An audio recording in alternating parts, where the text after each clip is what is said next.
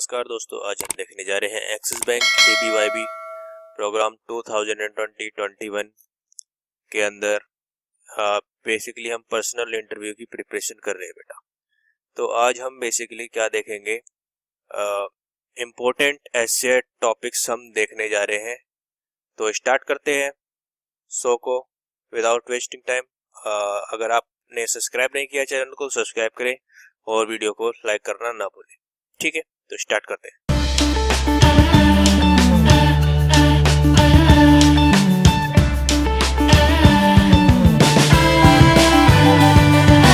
Important SCR topics. तो basically ये important ऐसी टॉपिक है बेटा, इस पर आप थिंक कर लीजिए और अगर आप राइट करना चाहे तो राइट कर सकते हैं पहले ही। तो पहला टॉपिक है बेसिकली इसके अंदर आपको 100 से 400 वर्ड का लिखना होता है और 25 मिनट्स आपको क्या मिलने वाली है वहां पर लिखने के लिए। ठीक है, तो कम से कम 100 वर्ड लिखना है, गलती बिल्कुल नहीं कर रही है। अगर आप 100 से कम लिखेंगे तो आपका इंटरव्यू डायरेक्ट ही कैंसिल हो जाएगा, उसको आपको वॉच करने की और एनालाइज करने की जरूरत ही नहीं पड़ेगी। ठीक है, समझ में आ गई चीज। 100 वर्ड से कम किसी भी कीमत पर आपको लिखना नहीं है। ठीक है, अब देखते हैं इंपॉर्टेंट टॉपिक जल्दी से जल्दी। ये पहला टॉपिक है, if a company fire the employee then what should be the decision should be taken before taking such decision। तो एक कंपनी क्या कर देती है, अपने एम्प्लॉय को निकाल देती है। तो क्या ये decision, what should be the decision, इससे पहले क्या क्या चीजें हमें उसके ऊपर देखनी चाहिए कि एम्प्लॉय ने क्या करा है और क्या ये डिसीजन सही है किसी एम्प्लॉय को निकालना। तो ये एक टॉपिक है बेटा, इस पर ये आता है। सेकंड टॉपिक है व्हाट्सएप और WeChat advantage and disadvantage. WhatsApp के और वीचैट के क्या एडवांटेज है, क्या डिसएडवांटेज है। अब हमारा थर्ड टॉपिक है what is your view on fired up of company employees, specify the reason, is it justify to fire an employee। क्या कंपनी के एम्प्लॉय को फायर करना के क्या क्या कारण होने चाहिए और क्या ये सही है किसी कंपनी के एम्प्लॉय को फायर करना। तो क्वेश्चन बेसिकली घूम कर भी आ जाता है, चीजें थोड़ी बहुत इधर उधर हो सकती है। ठीक है, फोर्थ टॉपिक है, और लिमिट का आपको बिल्कुल ध्यान रखना है, 100 से 400 लिमिट है और 25 मिनट्स के अंदर आपको लिखना है। ठीक है, 100 वर्ड तो आपको निश्चित लिख देने हैं, कम बिल्कुल नहीं चलेंगे। If you would like to join any organisation, what are the key factor to decide to join और नॉट। आप किसी ऑर्गेनाइजेशन को ज्वाइन करते हैं तो आप उस ऑर्गेनाइजेशन के अंदर क्या देखते हैं और आप कैसे डिसाइड करेंगे कि आप उस ऑर्गेनाइजेशन को ज्वाइन करें या ना करें बेटा। ठीक है, तो इस पर लिखना है ऐसे। अगला टॉपिक है topic number 5, some parents think if their children play sports then it distract them from studies, while some think that sport is important for children। Support your view।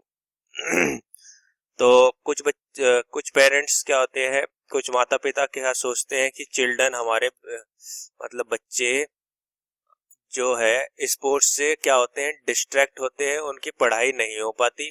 और कुछ सोचते हैं कि स्पोर्ट्स क्या है, इम्पोर्टेंट है बच्चों के लिए।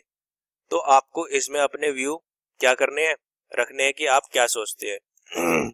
मे भी हो सकता है कि आप दोनों चीजें सोचते हो कि खेलना भी इम्पोर्टेंट है, तो वो चीज इसके अंदर आपको बेटा लिखनी है basically.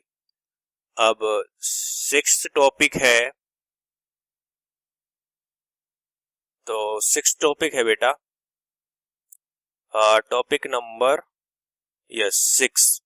Nowadays people want job opportunity outside country and settle outside.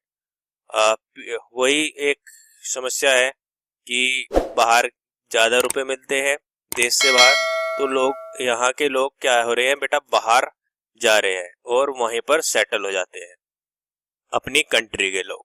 तो इसके ऊपर आपको बताना है, इसके ऊपर आपको डिस्कशन करना है, ठीक है। ये चीज है, ऐसे लिखना है। 7th है टेक्नोलॉजी बून और कर्स। टेक्नोलॉजी हमारे लिए अभिशाप है या अच्छा है? बून होता है अच्छा, कि मतलब टेक्नोलॉजी हमारे लिए अच्छी है, और कर्स होता है अभिशाप, मतलब खराब, खराब है ना। तो ये है, इसके अंदर आपको लिखना है 100 से 400 वर्ड्स के लिए। बेटा 100 वर्ड्स ध्यान रखना है कि बिल्कुल भी किसी भी तरह से कोई भी की प्रेस कर कर आपको गलती से भी ये नहीं कर देना है, वरना आप डिस्क्वालीफाई हो जाएंगे डायरेक्टली, ठीक है। अगला देखते हैं, और ये लास्ट टॉपिक है, लास्ट टॉपिक है जो मैं डिस्कस करना चाहूंगा। You are leader of a team. आप क्या है, एक लीडर है टीम के, और आपको क्या करना है, अरेंज करना है एक इवेंट एक निश्चित समय में। तो आप कैसे करेंगे, उसके अंदर आप क्या क्या जो मतलब क्या क्या बेसिकली किस किस को क्या क्या काम देने वाले हैं, कैसे आप बेसिकली अरेंज करेंगे उस इवेंट को एक निश्चित समय के अंदर। तो ये सब टॉपिक्स क्या है बेटा, इम्पोर्टेंट है और आए भी हुए हैं प्रीवियस ईयर में। तो इनको बेसिकली बेटा क्लियर करके चलना है, इन पर ऐसे और अपने व्यूज ध्यान में रखकर चलना है, क्योंकि बेसिकली आप वहां पर ऐसे तो एडिटिव आप कितना रटोगे, ऐसा नहीं कर सकते ना। तो आपको इनके क्या करने हैं, बेसिकली पॉइंट्स बना लीजिए, पॉइंट्स बना लीजिए, उन पॉइंट्स को आपको बेसिकली लिख देना है, और जिसकी इंग्लिश कमजोर है वो लिखकर भी प्रैक्टिस कर सकता है, याद भी कर सकता है, जो भी कर सकता है बेटा। ये है, ये सब चीजें हमारी क्या आती है, एग्जामिनेशन के अंदर आती है।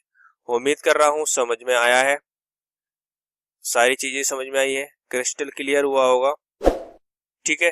तो thank you for watching this video, have a good day, जय हिंद जय भारत।